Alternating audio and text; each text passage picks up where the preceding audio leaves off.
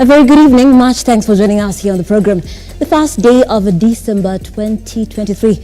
Now, the first day is many things, and most importantly, World AIDS Day. Let communities lead is the theme for this year. And what is the place of the community in the response to HIV and AIDS? We have that and so much more in the bulletin lined up for you this evening. But before we get into all of that, here are our top stories.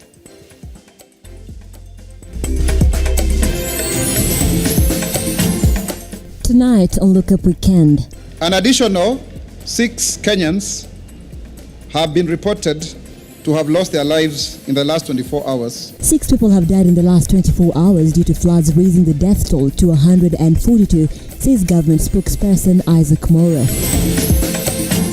Sasa kama serikali nasema unataka kujenga manyumba kwa watu na unabomoa manyumba ya watu wengine, sasa hiyo ni kazi gani hiyo? We stand with you and we will seek justice, says azimio leader Raila Odinga on the Kakamega demolitions. Hatutarudi nyuma. Leo hii tuko na maiti 3. Na hiyo maiti 3 ni askari ya Kenya ndio waliua. And West Pokot Deputy Governor Robert Komole leads protests over increased cases of insecurity in the county after 6 people were killed in bandit attack this week.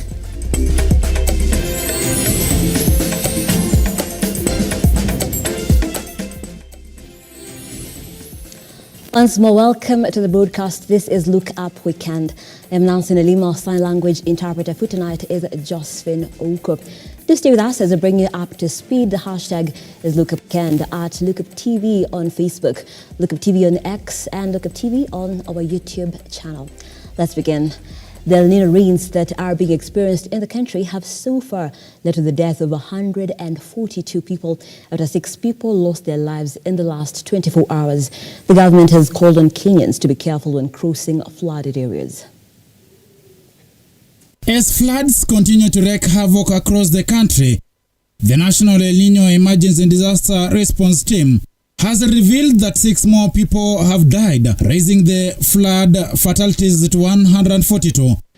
Regrettably, ladies and gentlemen, an additional 6 Kenyans have been reported to have lost their lives in the last 24 hours. This brings the total number of lives lost of fellow Kenyans to 142. That is 1 child, 1 male in Tana River, 1 male in Taita Taveta, 2 children in Machakos, and 1 male in Kisumu. According to government spokesperson Isaac Mora, in efforts to enhance and intensify mitigation measures against the looming effects of Elnino, the government has the following plans in place.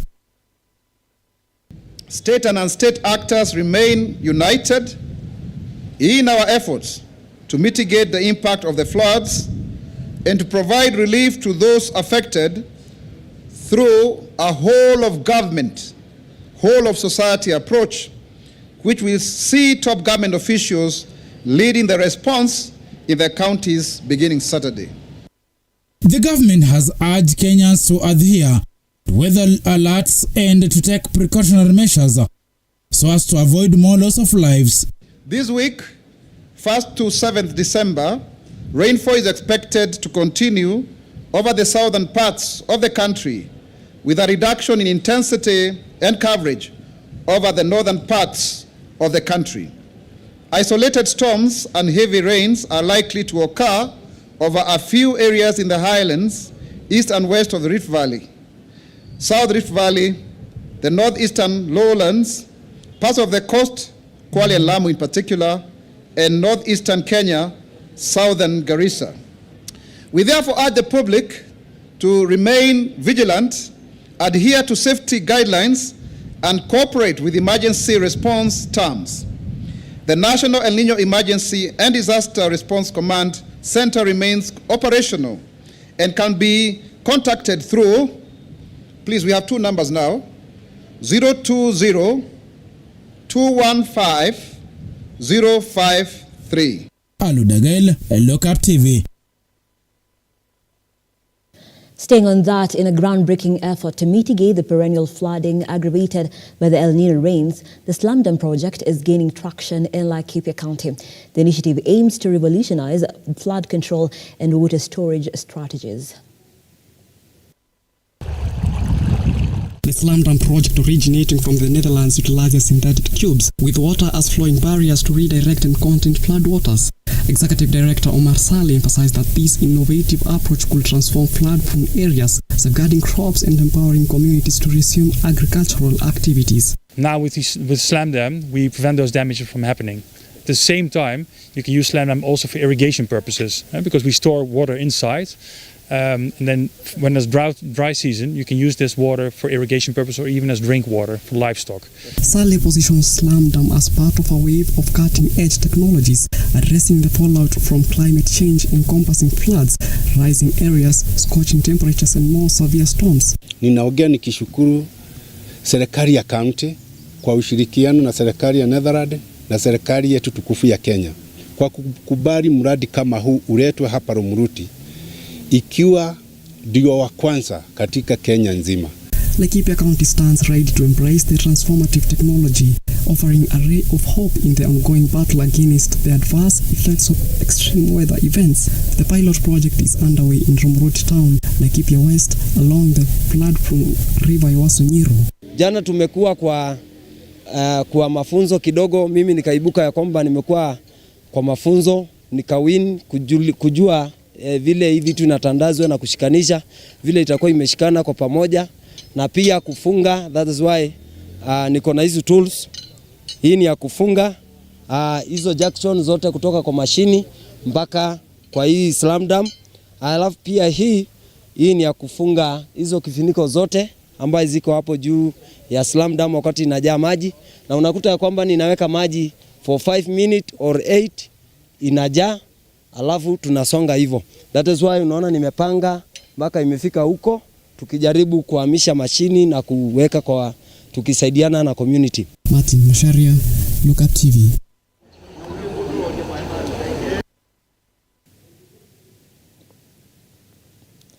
And President William RUTO has told the United Nations that the war on climate change and its effects will only be won if the funding model of the climate mitigation efforts undergoes radical and meaningful reforms to achieve inclusivity. While addressing the COP28 summit on climate change in Dubai, President RUTO has advocated for Africa to be at the center of combating effects of climate change owing to its vast uncultivated land, richness in renewable energy, and a youthful population. Henry Anyola with more. While addressing the COP28 summit on climate change in Dubai, President William RUTO has appealed to the United Nations to review strategies of responding to global climate changes, calling for a more advanced and meaningful approach to the problem before it spirals out of control. The reality before us is irrefutable. According to the latest UN data, unless there is a significant and radical shift in our economic and industrial patterns, we are hurtling at a perilous velocity on a trajectory towards the dire scenario of a world that is warmer by 3 degrees Celsius. This crisis must never be seen as a distant threat. It is here now, indiscriminately devastating nations regardless of their size or wealth, thereby reshaping our world in a profound, unprecedented, and highly complicated ways. President RUTO says effects of climate change are ravaging millions of families globally, decrying the Elnino phenomenon in the country that has so far claimed the lives of more than 140 people as a case in point.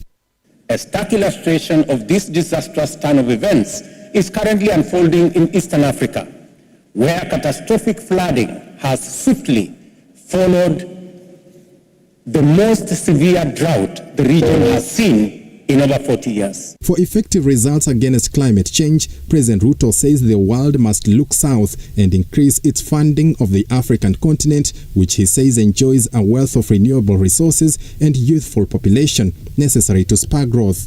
Turning Africa into a green powerhouse is not just essential for the continent, it is also vital for global industrialization, decarbonization.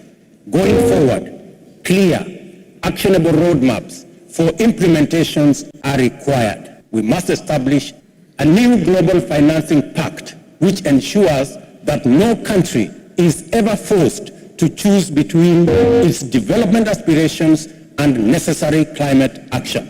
World leaders calling for concerted efforts from all stakeholders in ensuring the globe is rid of dangerous carbon gases that are becoming a threat to survival. Allow me to have a message for fossil fuel company leaders.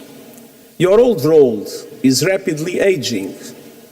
Do not double down on an obsolete business model. Lead the transition to renewables using the resources you have available. Surely, real action is required to stem the growing toll of its most vulnerable victims. Henry Tendanyula, Lookuptv. And our top story of the day, as the nation commemorates the 35th World AIDS Day, young people are being encouraged to refrain from all sex to reduce HIV infections. Experts have argued that the nation has made strides, but still they face challenges in trying to reduce infections. This comes as the nation commits to end AIDS in children by 2030.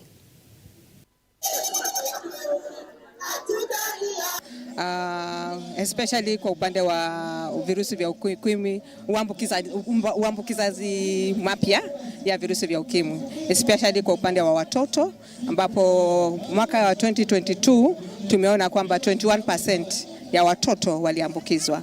Alafu kwa upande wa vijana AYPs tumeona pia 27%. Au katika 500 people who have been newly infected, au 21%, the 27% kati ya vijana wameambukizwa, na wale 15% na above is about kama around 30%. Kwa hivyo bado tuna kazi ya kufanya na mikakati yamewekwa, especially kama upande wa PrEP hivi, pre-exposure prophylaxis, na kujiingiza katika mapenzi hayo ya kiolelaolela.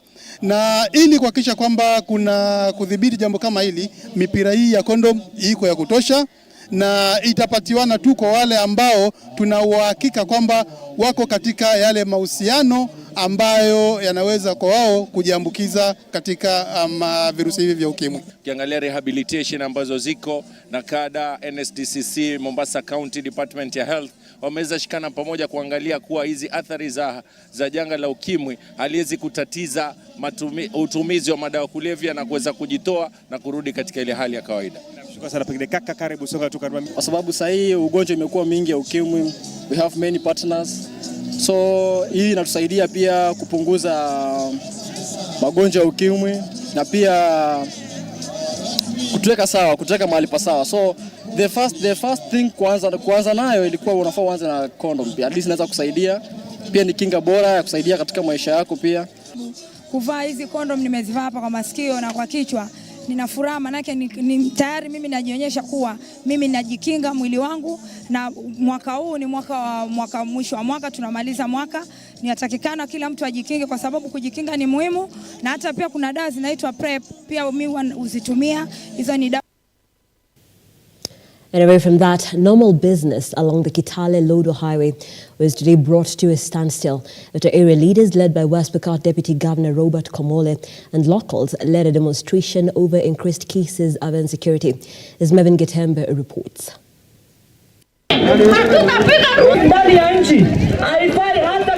Cases of insecurity in the north have been on the rise, forcing the leaders to take matters into their own hands. Today, business was paralyzed as they took to the streets to protest the rising insecurity. This comes after 6 people lost their lives this week in a banditry attack, where 16 are still nursing serious gun and grenade injuries in various hospitals.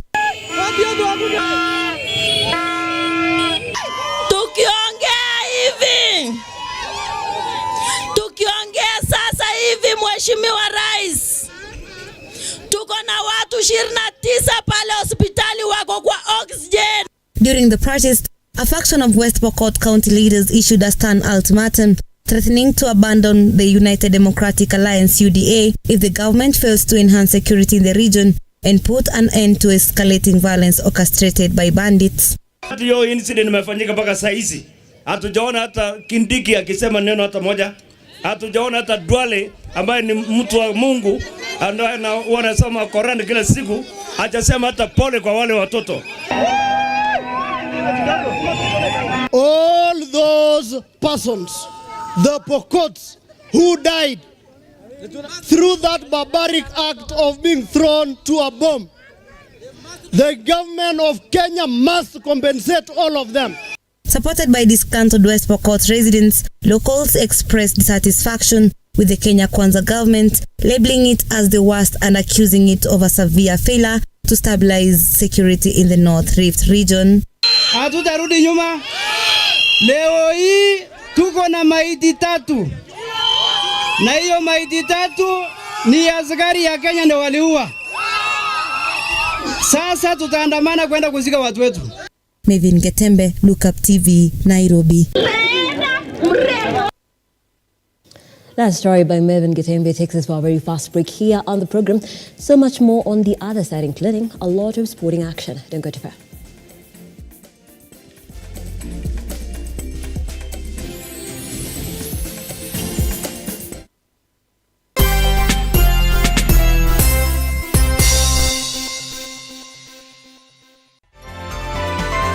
Infinity Industrial Park is one of the largest private industrial parks located along Eastern Bypass, Nairobi, which provides modern infrastructure for smooth operations for industries and business enterprises. Infinity Industrial Park offers world-class amenities and facilities with wide roads, a police station, a power substation, fire station, public transport stage, hospital, and shopping mall. In addition, Infinity Industrial Park also offers CCTV cameras, 24-hour private armed security patrol, sewer, water, fiber optic cable, and 3-phase power connection, added to public utility, canteen, and dining areas. Sail on the golden opportunity to invest in Infinity Industrial Park, fully serviced warehouses at a special price of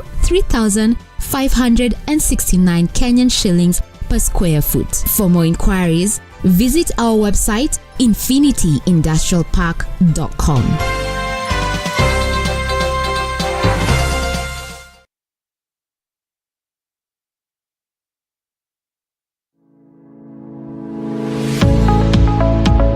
Nestled in the quiet and serene neighborhood of Makutano, just 2.8 kilometers from the Tarmac Road lies Alpha Meadows. This is a controlled gated community where you can build your city, home, or purchase for investment purposes.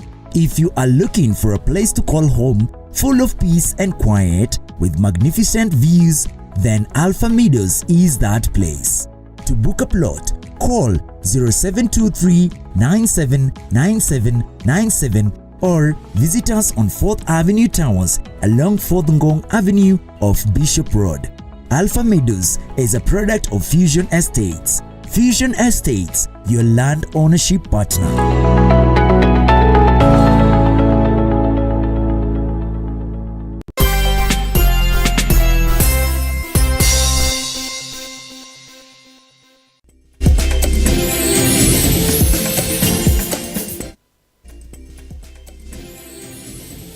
Welcome back. Thank you so much for staying with us.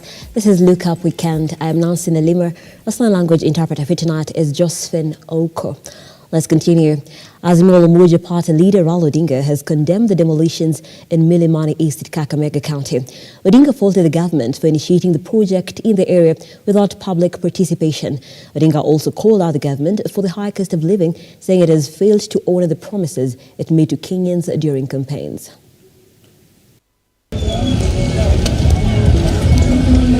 Residents of Milimani Estate suffered massive house demolition to pave way for the government's affordable housing project, which was commissioned by President William Ruto during his last visit in December. Odinga, while visiting the area on Friday, faulted the regional commissioner for issuing demolition orders, claiming that his position was unconstitutional and that it was an act by the national government to interfere in the county government. Sasa kama serikali nasema unataka kujenga manyumba kwa watu na unabomoa manyumba ya watu wengine, sasa hiyo ni kazi gani hiyo? Si kazi bure hiyo. kazi bure sana. Sio ati wewe ulazimisha mtu ati mpaka aende kwa ile manyumba wewe umejenga. Juzi mahakama ilisema hii kodi ya manyumba ambayo wamelileta ni sio halali, ni kinyume cha katiba, lakini bado wanazidi kufanya vitendo kama haya hapa. Sisi tunasema hii tunalaani vikali. He also announced Azimio's intention to take the matter to the regional commissioners to court to have their positions declared unconstitutional and to end their control and interference in people's lives. Na vile umesema waenda kwa mahakama wafanye kazi yake, lakini sisi tunasema maneno mengine baadaye juu ya hii mambo kama imefanyika hapa siku ya leo. Tunasema wale wote ambao wameathirika hapa, poleni sana. Sisi tuko na nyinyi pamoja. The demolition of over 12 houses left a trail of destruction of property estimated to be worth millions of shillings. Odinga also called out the government for the failed promises, saying it failed to honor their campaign promises. Sisi wanachungwa tuko na mpango kamili. Sasa hawa jamaa umeona vile wameshindwa kufanya kazi. Mambo ya ufisadi imezidi. Mafuta wanaleta na wanaiba. Wameleta mahindi wanaiba. Wanaleta sukari wanaiba. Mafuta ya kupika na wanaiba. Sasa wanaanza kuuza ile mashirika ya serikali. Makampuni ya serikali wanataka kuuza na wao wenyewe wanataka kununua. Wanaona hiyo?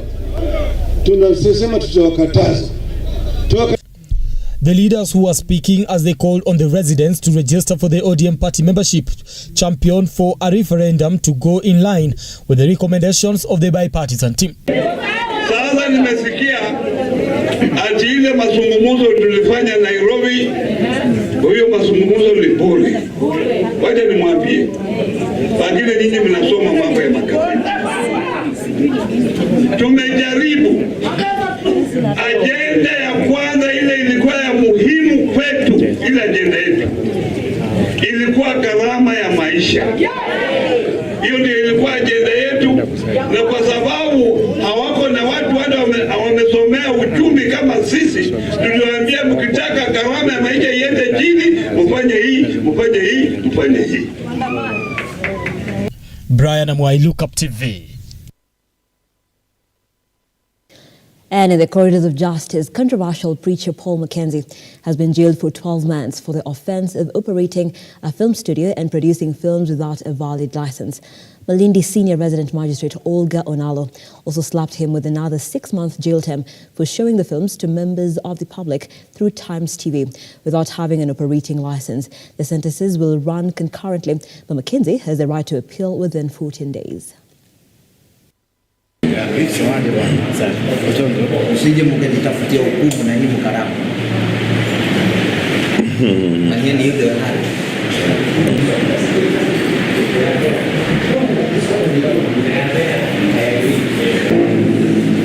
Lack of a film classification board license was an oversight, as he did not know of the need to get such a license, save for the one for broadcasting, and thus sought for leniency. Moreover, the accused stated that he closed the church and sold off the TV station, hence he will not reoffend. On the flip side, it is stated in the said report that the Films Classification Board stated that the offender was still a threat to vulnerable and unsuspecting members of the public, and that the proliferation of such unclassified content had long-lasting and heinous effects on persons consuming the content. The prosecution too, in submission, referred court to the sentence policy guidelines, which I shall make recourse to in meting out sentence, and also made reference to case law on sentencing, further directed the court to the case of Shadrach Kipkoech, Kogo versus Republic, where the court stated that sentence is essentially an exercise of the court's discretion. In light of the foregoing, I do consider that the accused person is 50 years of age, his remorsefulness, and the fact that he indeed learned his lesson and closed down shop and relocated, thus does not operate and run the said Good News International Church, and that he sold off his TV station. I also consider the length of time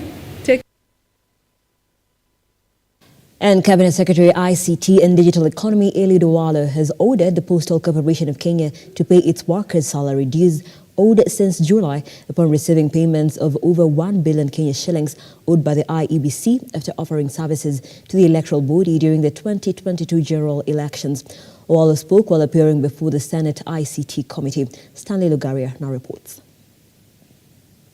Issued a directive to the Independent Electoral and Boundaries Commission IEBC to pay the Kenya Postal Corporation at least 550 million shillings out of the over 1 billion shillings owed for the services rendered by the messenger during the 2022 electioneering period. Among the issues we have discussed the whole of this morning include but not limited to the challenges faced by the Postal Corporation of Kenya with regard to its financial status, liquidity issues, and most importantly, salary arrears for staff.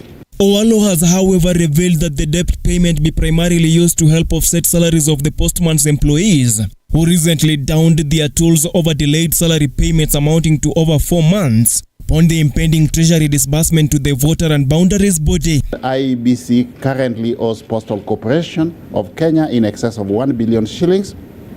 We are requesting the National Treasury that those monies which are being released to IEBC be based on a conditional arrangement that at a minimum 550 million shillings from that outstanding financial outlay be channeled towards offsetting the debt. As a committee, we were really concerned on the delay on payment of salaries to postal workers. We want to confirm to postal workers wherever they are. We have sat with the CS and the Postal Corporation, Postmaster General and the team, and they have assured us that they are waiting for payment of more than 500 million that will be channeled. And I'm happy the CS has confirmed and assured us that he has given a caveat to ensure money that is paid to Posta will be paid to salaries that has been owed to workers or close to 6 months. The Cabinet Secretary, during a joint presser after a lengthy session with the committee regarding the delay of salary payment to Postal Corporation of Kenya workers who have not been paid since July, insisted that the government is in the process to create more job opportunities to Kenyans. We have also discussed issues to do with finding an amicable solution in the dispute between Telecom Kenya and American Towers Company. The three parties were here, the ministry was here, Telecom Kenya was here, American Towers Company was here. We have given our submissions and we have now left it to the committee to come up with the deliberate interventions through the Ajira program, through the Jitime program, and a massive public sector digital skilling program to ensure that we will have a critical mass of Kenyans having access to digital skills. Stanley Lugaria, Lookuptv. Now, Nairobi Junior Secondary School interns have said they will not report to work in January 2024 if the Teachers Service Commission fails to address concerns they have raised over their contract. The teachers said if TSC fails to relook at the terms of their contracts, permanent and pensionable JSS teachers will join them in the strike come next year.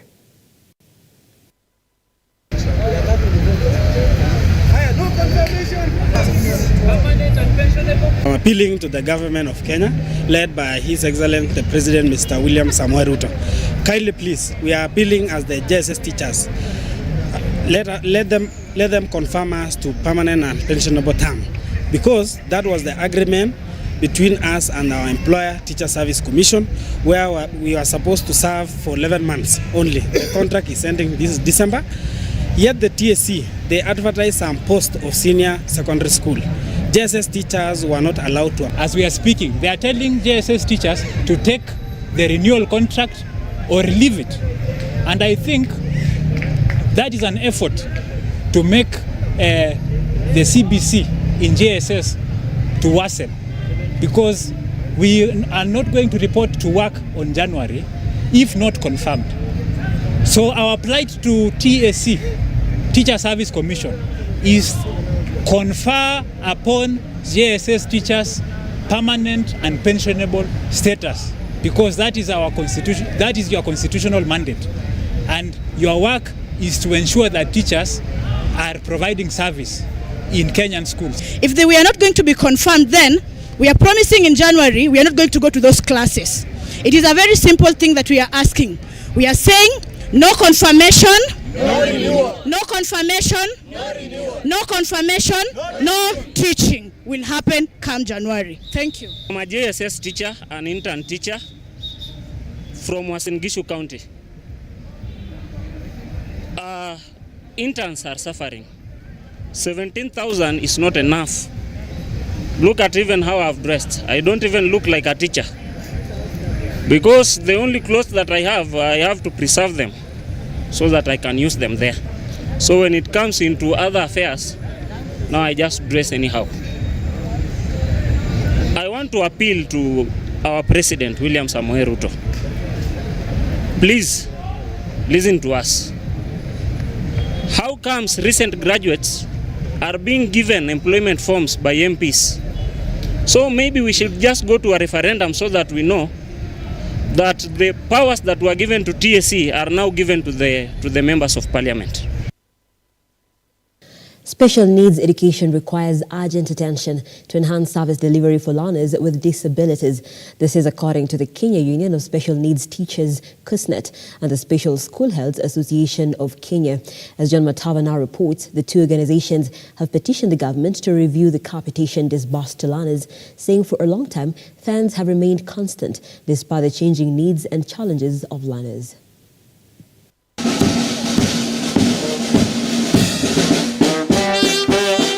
According to KUSNET Secretary General James Torome, funds given to special needs students have stagnated since 2018, despite the inflation and increased number of learners with special needs, adding that the ratio of teacher to student in the schools is very low, urging for quick intervention by the government. We have come up with a ramp of some of the issues which we would like to address to the government and the Republic of Kenya. One, the grants which is provided for our learner in primary school, that is 2,400. We are saying it's not enough. Special Schools Aids Association of Kenya Chairman Peter CTNA has also petitioned the government to look at the welfare of special schools since learners need tender care for upbringing, urging the Teachers Service Commission TSC to ensure that staffing in special learning institutions conforms to the global standards ratio of 1 teacher to 15 learners for efficient and meaningful teaching and learning outcomes. On the issue of grants, it's actually high time that we consider the cost of food in the ground. The task force gave us a very good document.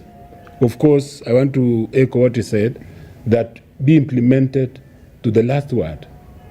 Because what I'm seeing is that the cost of food is now threefold. The other time it was maize was around 4,000 per sack. Now it is going for 8,000. The committee has also called for timely disbursement of funds for core curriculum activities, saying that these will enable administrators of special learning centers to prepare adequately for the activities which are crucial in the social development of the learners through their learning cycles. If you go around this country, the special schools, primary and secondary schools and vocational centers that we have for SNE have really gone down. You know, you find them, the painting has gone down, the buildings are almost falling in some of them. We are requesting the government and the Ministry of Education in particular to consider giving the grants, or rather the infrastructure grants to special schools. John Matava, Lookuptv.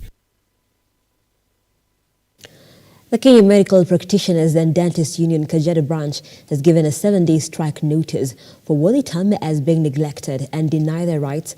The union says qualified individuals have not been given a promotion and a salary increase, despite the Secretary General of KMPDU, Devji Atela, saying the Ministry of Health has been given false promises. There's and more in our county roundup. Says they will be going on a strike in the next 7 days if their issues are not addressed. The doctors have complained of tribalism and favoritism in the Doctors' Welfare and Promotion Office. The KMPDU Secretary General Devji Atela has said that the efforts to negotiate with the County Ministry of Health has not borne fruits, as it continues to disregard the doctors' plight. Hata hofu yenyewe huwa inatuhofia. Kwa hivyo hatuwezi sema kuwa tunaweza tisika juu ya CC ama juu ya board ama county government, hatuwezi tisha nayo. Kwa maana tunasema hii nchi kuna sheria. Elsewhere, Mbeere North Member of Parliament Geoffrey Ruku has challenged judicial officers presiding over the house tax case to declare conflict of interest, since they are also expected to pay the tax. The Mbeere North lawmaker further criticized the azimio leader Raila Odinga for taking advantage of the ruling to mislead the public. Tumeona uamuzi wa kesi ambayo ilipelekwa pale kotini by the activists, and as a government of Kenya Kwanza, we do respect the court decisions. At least 12 women and youth groups in Nasulu area of Isiolo have benefited from grants worth 2 million shillings as the Nasulu Community Conservancy launched a women and youth empowerment program courtesy of the sale of carbon credits to the international voluntary market. The initiative is expected to enable the 281 members of the targeted 12 groups to establish business ventures that will enable them to earn revenue. Nachukua hii fursa ya kushukuru Nasulu kwa kazi nzuri ambayo wamefanya na mmekuwa mfano mzuri. Ningependa hata ile inaitwa Leparwa waige mfano wenu. And finally, the medical camp for matatu drivers and conductors organized by the spouse of the Deputy President, Pastor Dorcas Rigathi, came to an end on Tuesday after 2,000 matatu crews attended. Over 200 doctors attended to the matatu crew members who were diagnosed with various diseases ranging from respiratory diseases, diabetes, high blood pressure and eyesight problems. And we have been able to see over 2,000 PSV workers. We are very grateful for this. This would not have been possible without the support of the Office of the Deputy President, of the Office of the Spouse of the Deputy President. And we would like to urge on more collaborations for our workers so that we can support as they ferry over 80% of Kenyans every day. Ebi Kadenyi, Lookuptv.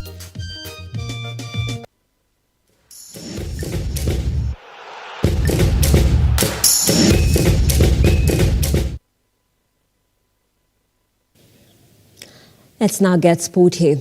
The national under-18 years junior stars continued with their unbeaten record in the ongoing Sekafa Under-18 Championship by thrashing Somalia 4-1.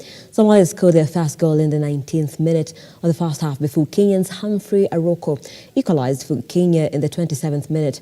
Junior stars continued with a quest for more goals when Stanley Omondi netted the second goal for Kenya. Aroko scored his second goal and Salim Babu with Aldrin Kibet scoring the netted the final goal for the junior stars. Following the superb win, Kenya finished top in a pool with 9 points.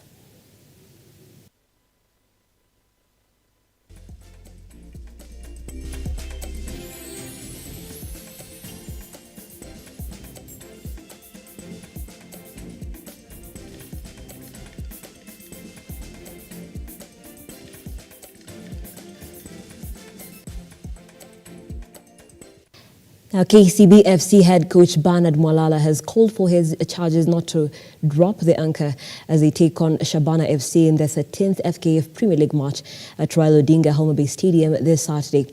The Bankers, who have secured back-to-back victories in their last two matches against Bidco United and Murang'a Seal, currently hold the third position on the Premier League table, trailing the league leaders Poster Rangers FC by mere 3 points. KCB has been boosted by the return of Derek Otieno, who was stretched off during the Murang'a Seals clash with a knee injury. The attacking midfielder, a consistent starter in Mwalala's lineup, has featured in all 12 Premier League matches played by the team thus far. Mina believe tumejitayarisha poa na tuko ready sana kwa game ya kesho.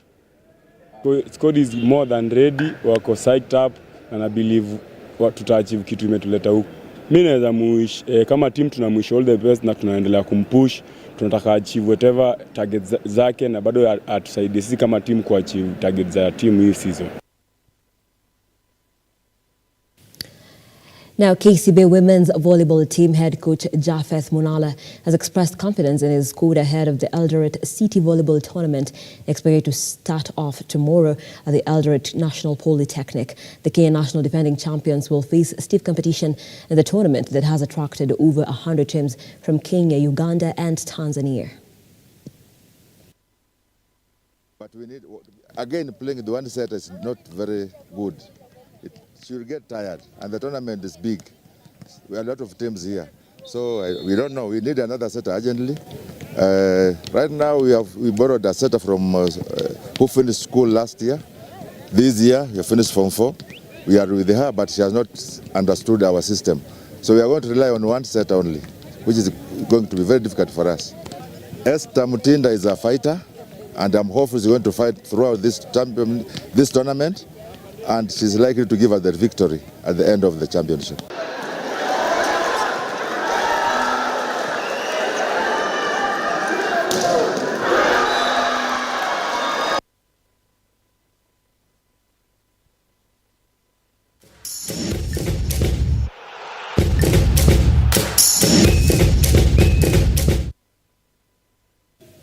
And that's how we conclude it here on Look Up Weekend. We appreciate you so much for being part of this broadcast because we could not have done it without you.